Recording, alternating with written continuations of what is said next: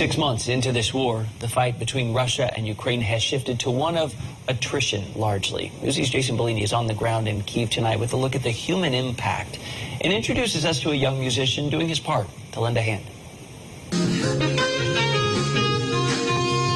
Outside a Kyiv subway, Synesiu Harbovsky is marking 6 months of war with his saxophone. It is a song he's played before, captured on a family cell phone as they fled for their lives from Putin's army and war-torn southern Ukraine. Russian troops had captured Kherson, his home city, on the first day of the war. For the first month, we all lived in one room, he says.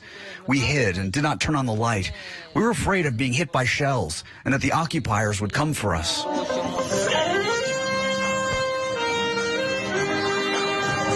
His saxophone is one of the few possessions he could take with him on their perilous escape in May.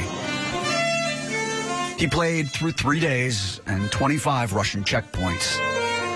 At 13 years old, too young to fight, Synesiu began using his musical talent to raise money for his country's soldiers. Well, right now, would you rather be holding a saxophone or a rifle?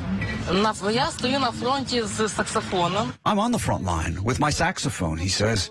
I'm raising money so that our guys can kill the enemy, and they need ammunition to do that. I'm collecting money so they won't have to worry about running out of ammunition tomorrow. Synesiu was raised $2,200.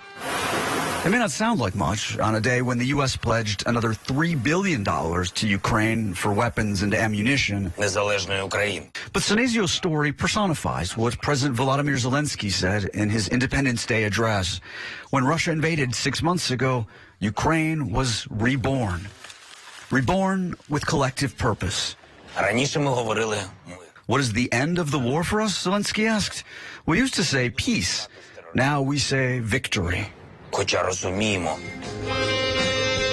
Synesiu, victory means the soldiers he supports driving the Russians from Kherson. By collecting for the soldiers, he says, I collect this money for my return home. And when he returns, I see myself becoming a great world saxophonist. And for this, I work every day. Like so much of life here, the dream may be deferred, but the song goes on.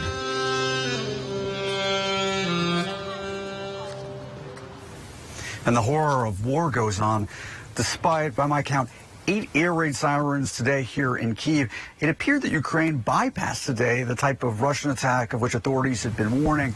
But people here are going to bed to news of that Russian rocket attack on a train station in central Kyiv. President Volodymyr Zelensky had been warning for days that Moscow might attempt something particularly cruel, as he put it.